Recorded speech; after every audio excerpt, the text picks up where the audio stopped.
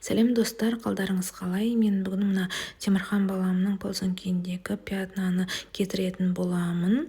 Кішкентай бала болғаннан кейін неше түрлі пятналар болып қалады. Енді бұл әдісті мен енемнен көрген болатынмын. Енемнің үйінде ауылда жүрген кезде осылай әрқашан ағартатын. Сонымен қатар мына мүмкін осы ползунки мен кофтаны салып жіберетін шығармын. Бұл жерде де бағана печенье болып қалған. Тоже неше түрлі пюрелар жеген кезде шлявчик тақсам да осылай пятна болып қалады.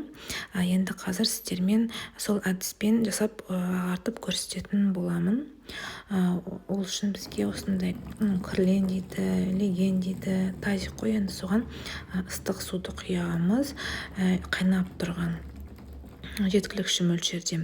Одан кейін осынша порошок саламыз. Енді көз мөлшермен салдым. Одан кейін мына белизнаны қосатын боламын.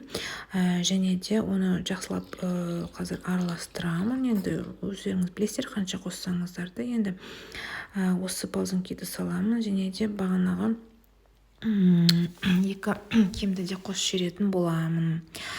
Және де қазір барлықтарын араластырып, тағы да үстіне тағы да ыстық су құйып бірнеше уақыт күтетін боламын.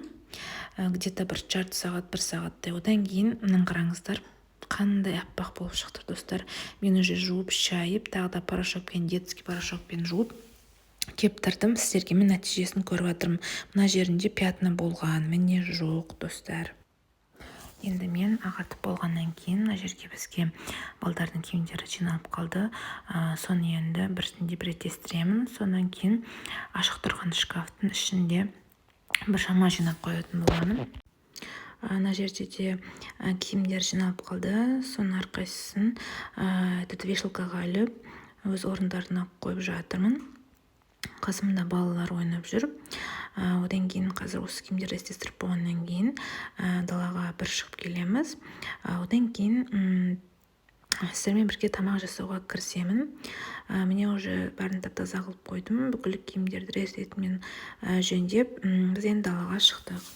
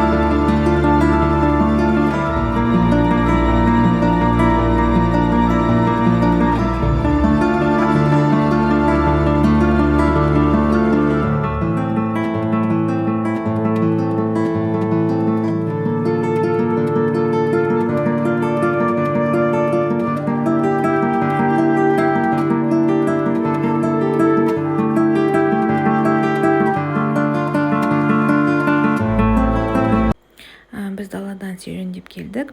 Мен қазір дастарханды босатамын. Және де бағанағы келіп қойған қамырды жайып, манты жасайтын боламын. Мен уже қамырымды дөңгелектеп, оқтаумен қазір жаямын. Қамырға мен бір жұмыртқа қостым, тұз қостым, және де су қостым. Бұл бір күлше, тағынан жақта екінші күлше бар. Енді біз 5 адам отбасымызда, бізге сол кішкентай мантоваркамен жетеді.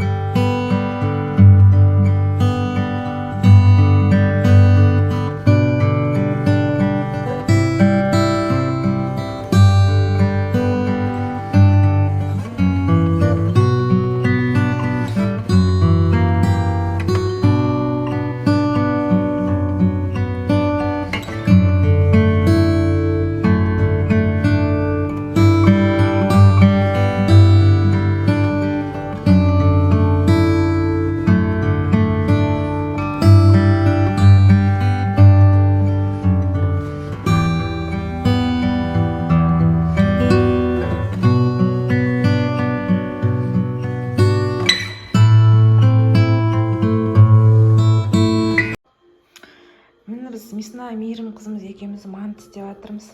Тағы да. Мейірім күштілеп қамыр илеп жатыр. Міне біз жұқа қылып жайдық. Енді қазір манты жейтін боламыз.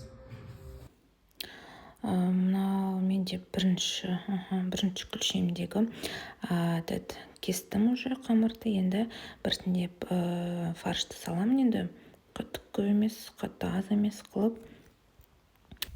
түйе бастадым. Және де мантының қасына мен греческий салат жасайтын боламын. Біз мантыны өте сүйіп жейміз отбасымызбен. Енді барлық отбасы сондай шығар. Міне мен уже мантыларды жасадым. Осындай әбедем сүйіп-сүйкімді манты. Міне салат. Тамақ жеп отқан кісілерге ас болсын. 3 баламен кешкі серуенге шықтық. Енді жаз болғаннан кейін үйде отырғымыз келмей осылай ойнайтын алаңға шығып кетеміз.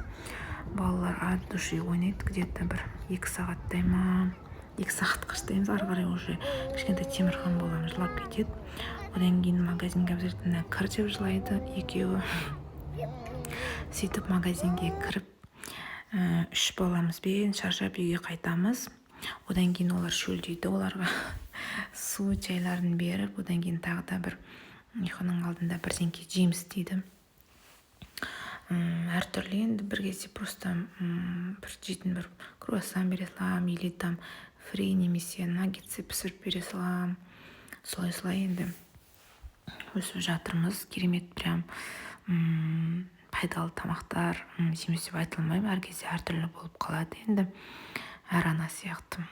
Каналға тіркеліп, лайк баса кетіңіздер. Келесі видеоларда кездескенше сау болыңыздар.